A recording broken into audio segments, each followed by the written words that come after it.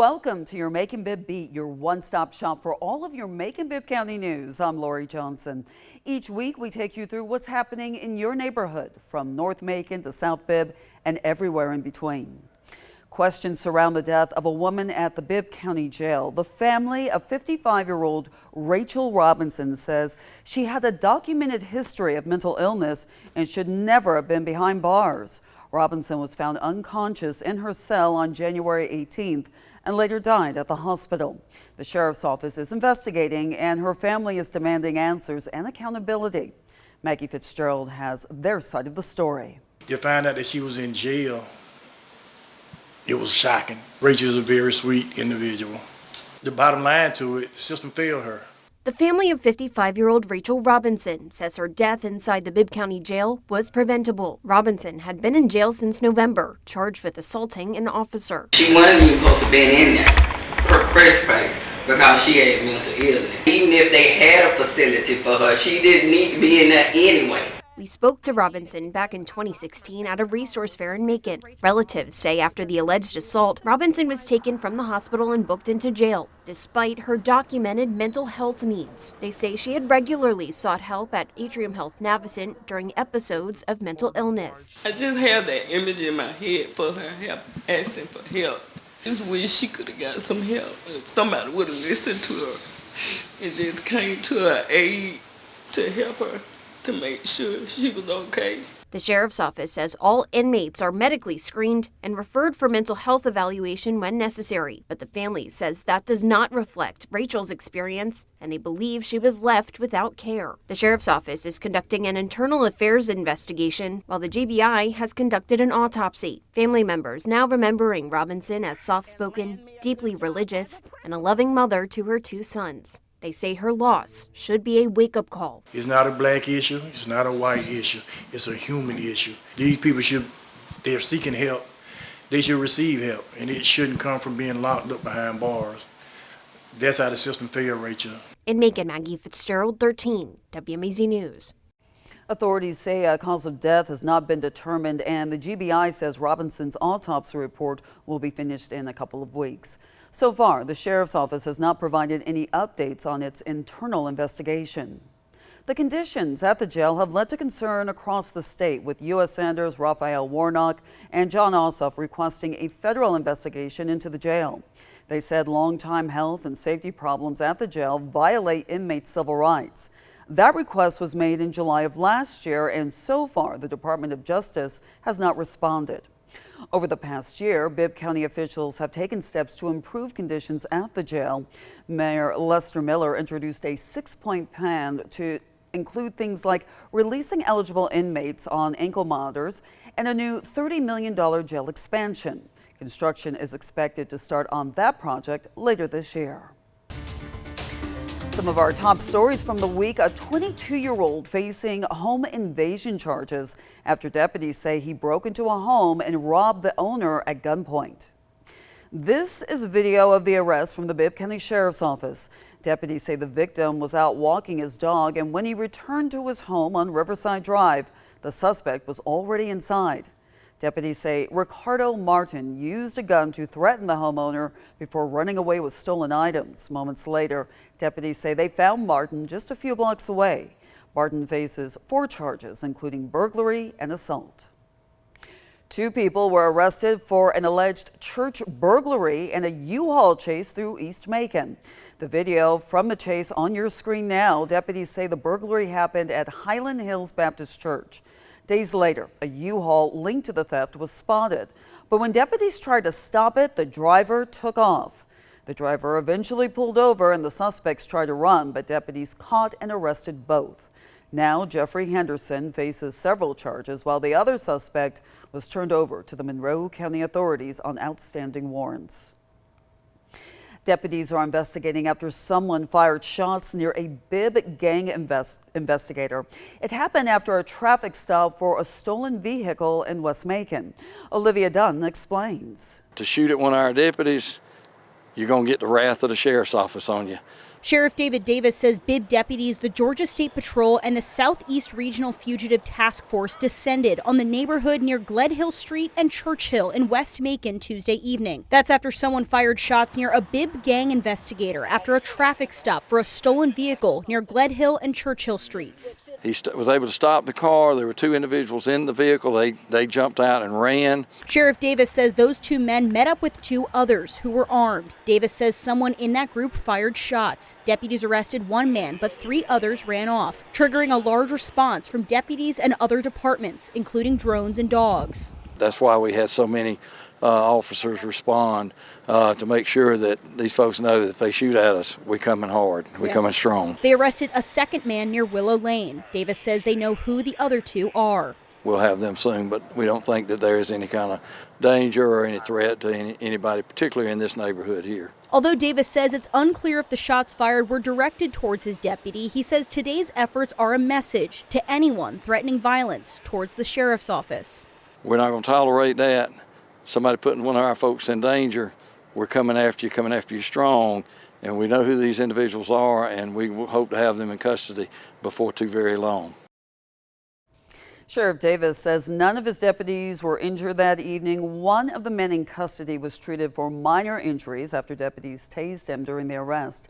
Deputies are still investigating. At this time, the sheriff's office says they have arrested Ricky Watson and George Weeks.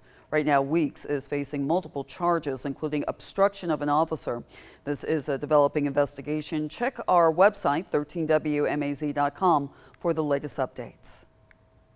A car chase went through a few central Georgia counties, according to the Houston County Sheriff's Office. Take a look at your screen. These photos from Christy Goodwin show the end of the chase on Hartley Bridge Road in Macon, where authorities arrested the driver. Houston County Sheriff Matt Moulton says the chase started 15 miles away on Watson Boulevard in Warner Robins. Officials say no one was hurt, but did not tell us why the chase started. An update on a deadly crash that happened on Arkwright Road back in August of 2020. Former Macon attorney Larry Moore pleaded guilty in the 2020 crash. The Bibb County Sheriff's Office says Moore was driving under the influence when he lost control and crashed into the side of a train. Clinton Nettles was riding with Moore. He died at the scene. A judge sentenced Moore to 3 years in prison. Another update on a deadly hit and run that happened in August. The Bibb County Sheriff's Office says they made an arrest in the case. Officials say Ronnie Abbott was killed in that accident. It happened along Rocky Creek Road on August 28th. The Bibb County Sheriff's Office asked for your help back in December in locating 21-year-old Carmelo Johnson. They say U.S. Marshals and deputies took Johnson into custody. Johnson faces several charges in the deadly hit and run, including a felony for violating his probation. He's being held without bond. A new Georgia bill could change how gun owners handle firearms across the state. Senate Bill 204, now headed to the governor, would prevent certain cities and counties from making their own rules about how guns are stored. That includes laws that make it a crime if you left a firearm in your car and it was stolen. Jasmine Lee checks out what the changes could mean for you. The bill doesn't change who can own a gun, but it could limit what local governments regulate. We heard from the sheriff and a local gun business about what this could mean locally. At Eagle Gun Range, safety is practiced with every shot. I think the legislation basically, in a nutshell, it corrects bad policy. Senate Bill 204 would set a statewide standard for firearm storage laws. If signed, cities and counties could no longer create their own ordinances that make it a crime if a legally owned gun is stolen from a vehicle. I don't think that holding law-abiding gun owners accountable for criminal activity of criminals is a good policy. Houston County Sheriff Matt Moulton says those local laws can turn the victim of a theft into the person being charged. Last year, there were 13 reports of guns stolen from vehicles in Houston County involving 16 firearms. I just think that responsible gun owners would secure their firearms. Take every measure you can to keep it safe. Local gun businesses say that responsibility starts long before a gun is ever left in a car. Unfortunately, it's a huge issue that is ongoing right now, people stealing guns out of cars. Mike Branchfield, manager at Eagle Gun Range, shows customers lock boxes and cables that secure firearms in a vehicle, demonstrating how a few precautions can protect both people and property. What's nice about these is they have a cable that attaches to it. It's a steel box with a key, also a combo option. There's a steel cable in it that can be wrapped around the base of your seat. Supporters of Senate Bill 204 says it ensures gun owners don't wind up as a target of law enforcement simply for being a victim. Reporting in Houston County, Jasmine Lee, 13 WMAZ News. The bill was sent to Governor Kemp on January 13th. He has 40 days to sign it into law or veto it. Lawmakers are also looking at more than a dozen bills that stalled last year, including a House bill offering tax credits for gun safety courses. 2 House bills would set up a state system to verify training hours for license renewals. New ideas are also hitting the floor, like a Senate bill to replace touchscreen voting machines with hand-marked paper ballots. Protesters took to the streets of downtown Macon, calling for an end to ICE and justice for Alex Preddy, who was killed by federal officers in Minneapolis. The march was part of a wave of protests sweeping the country from Minneapolis to Texas to Los Angeles. Now, Georgia's U.S. senators are speaking out, condemning ICE and weighing in on what these protests mean for our state. You can't ask me to be an accomplice to the killing of Alex Preddy and Renee Good. The Trump administration must end this lawless chaos. Hundreds marched through downtown Macon in a protest organized by the Middle Georgia Democratic Socialists of America. Olivia Dunn attended the march. She has more from protesters and organizers who want to bring their message to Central Georgia. Tonight, hundreds of protesters sharing a clear message as they marched through downtown Macon, calling for the abolishment of ICE. What do we want? ICE now! And we don't accept this. We don't want ICE here. We don't want them in our city. And we don't want them doing what they're doing. Kaylee Berger was one of a few hundred people who took to downtown Macon Wednesday night, protesting ICE and recent violence in Minneapolis. Organizers with Middle Georgia Democratic Socialists of America honored Alex Preddy and Renee Good during the march, who were both shot by federal agents. Berger and others stressed they're taking to the streets to abolish ICE and to show that there's opposition in Central Georgia. They're starting in Minneapolis, but this is something that's going to be around the country if we don't start stopping it now. And it's only going to get worse. The protest remained peaceful, with several counter-protesters following along as the marchers made their way from Rosa Parks Square to the federal courthouse. They hailed from across Central Georgia, like A.J. Thomas from Fort Valley, who says his faith guided him as he marched. The Christ we serve was also an immigrant, and he made it clear that we are to welcome in the immigrant. We have innocent people who are protesting and using their First Amendment right being killed in our nation. Co-chair of Middle Georgia DSA and one of the organizers behind the protest, Julie Colton, says their organization has lobbied against ICE for years, but she says this protest was one of their most popular events. She says the goal is to demonstrate that there is opposition in Central Georgia. We also want to bring people together to get them organized for real, on-the-ground, community-led community defense. It is up to us, the people, to really protect our own at this point. Reporting in Macon, Olivia Dunn, 13 WMAZ News. As U.S. leaders continue the debate on acquiring Greenland, a Macon lawyer is sharing his unique tie to their governing kingdom. Christopher Smith serves as the honorary consul to Denmark while living right here in Central Georgia. He started the role 20 years ago after giving a series of lectures in the country. As the honorary consul, he works at the state level, helping Danes in Georgia with their passports, absentee voting, and even getting back to Denmark after an accident. In his role, he can't speak about the current debate regarding Greenland. However, another large part of his job is public diplomacy, educating Georgians about our relationship to Denmark. This year marks 225 years of unbroken diplomatic relations between Denmark and the United States, which makes Denmark one of our oldest and best friends and allies. Smith is planning to continue teaching Central Georgia about this relationship at the upcoming Global Trade and Investment Symposium in February.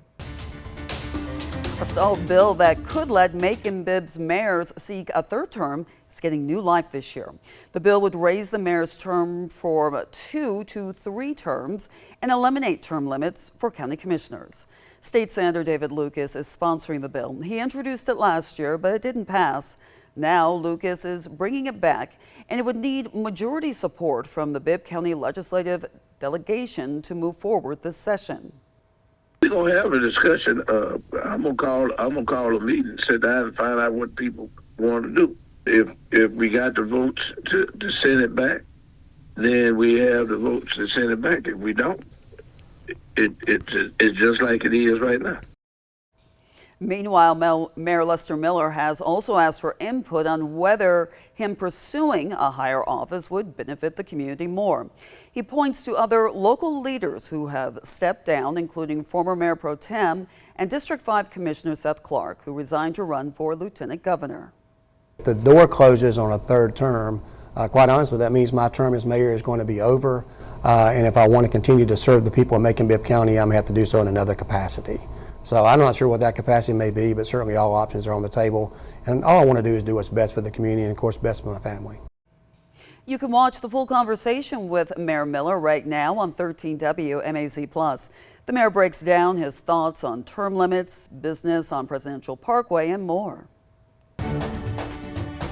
At Bibb County's State of the District address, School Superintendent Dan Sims took a different approach. Instead of charts and data, he told a story hoping to connect on a more personal way. Education reporter Naomi Washington shares the reaction. It started with student performances, student testimonials. BCSD has shaped me into the person I'm becoming. Then Superintendent Dan Sims posed a question that framed his 20-minute address. What if the Bibb County School District didn't exist anymore? He used that question to talk about all the ways students and the community would lose out. Wait, you have another student. We went with this district to Ireland this summer to study abroad with Central Georgia Tech. That won't happen again? I'm afraid not. These two parents of Bibb students who also work for the district say they were moved by Sims' words. He really did a wonderful job of painting a picture of all of the programs, all of the support, all of the things that we try to expose our students to for their success. Manya Rutland, the parent of a Bibb student, admired Dan Sims' request that the district's supporters be louder than the naysayers. I believe my child's education is strong, but it takes a collective effort. I don't leave it in the hands of the school district to educate my child. I don't leave it in the hands of the teachers. It's a three-way effort between the parents, the teacher, and the student. He concluded saying that the district still has work to do and they can't do it without the community. There is a current attack on public education, and if we're not careful, public education will be compromised, and we have evidence of that happening right now. So today was about imagining a world without our school district. Sims says he plans to start a regular State of the District series on social media. In Macon, Naomi Washington, 13 WMAZ News. Georgia educators could soon use more sick days throughout the school year. Senate Bill 148 advanced recently and now waits for the governor's signature. Under this legislation, educators would have 5 sick days, up from the current 3. State Superintendent Richard Woods says this will help prioritize the mental health and well-being of educators. Woods is hopeful Governor Kemp will sign the bill into law. And Atrium Health Navicent is giving Central Georgia employees a boost. The minimum wage for eligible staff will jump by about $3 to $18.85 an hour. That's nearly a 20% increase. The raise is part of a more than $700 million investment, with hospital leaders saying salaries at Navicent have risen 160% since 2020. Some Central Georgians are receiving more money for Hurricane Helene relief. Senator Raphael Warnock announced Georgia is getting nearly $200 million in overdue Hurricane Helene recovery money. FEMA released the funds after months of pressure. About $100 million will be used in our area, with more than $78 million going to GDOT and $11 million going to Emmanuel County. The money is on top of the $300 million released last year. Senator Warnock says he'll keep fighting until Georgia gets every dollar it's owed. It's time for the 2026 Winter Olympics, and a local business owner gets to be part of Team USA. As Sammy Costas explains, it's a rare honor on a global stage, and Central Georgia is sending one of its own. Take a look. Pinch me, because oh my gosh. When the Olympics come calling, there's only one answer that seems right. Yes. Right. I jumped at it. Absolutely. Roger Fleming is a sports medicine specialist here in Macon. He's been invited to be a part of the 2026 Winter Olympics medical staff for Team USA. Words can't express fully what it meant to me when I got that email. This is my first event ever for the Olympics. Every aspect of Team USA works together to strive for gold. They're looking for, like one team, one dream, one goal. Everybody's pushing in the same direction. Fleming's path to success started in high school. He first thought about playing college sports, as any young athlete does, but quickly realized following a path in sports medicine was a better fit. I feel like that's what I was meant to do. I've had a remarkable career in sports medicine up to this point, but this just hits different. Through over 3 decades in the field, he's made some incredible stops, including the Tampa Bay Rays, Arizona Diamondbacks, Macon Mayhem, and head athletic trainer at Fort Valley State. So we can target that and work with that. You learn a lot from all of these things, maybe life lessons and also lessons for your job. What would you say maybe are the 3 that are really going to make a difference here in the Olympics? One of the biggest takeaways for me is if I don't know, because so much is at stake, have the confidence and the strength to go, I don't know, but I know where to go to help you get the answer that we need to find for you. And those life lessons are going to be important because there's a lot on the line in February. And they go out and win gold. How freaking cool is that? So I'm excited about that opportunity. A labor of love is getting a fresh start in Tatnall Square Park. One man noticed the little library across from the children's playground was missing a door and coming apart at the seams. He decided to do something about it. It was originally built as a Mercer University project back in 2014. Now, instead of letting it fade away, Frank Broom decided to rebuild it into something that would last. The new little library features Victorian-style gables that reflect Macon's historic homes, and on the inside, neighborhood kids help leave their mark with colorful handprints. Broom says it's about more than just books. It's about preserving the things we create for future generations. I think that if we do something, whether it's practical or artistic or both, that we should do our best to try to keep it up over time and pass it down from one generation to another. It is Black History Month, and if you're looking for things to do in Central Georgia, we've got you covered.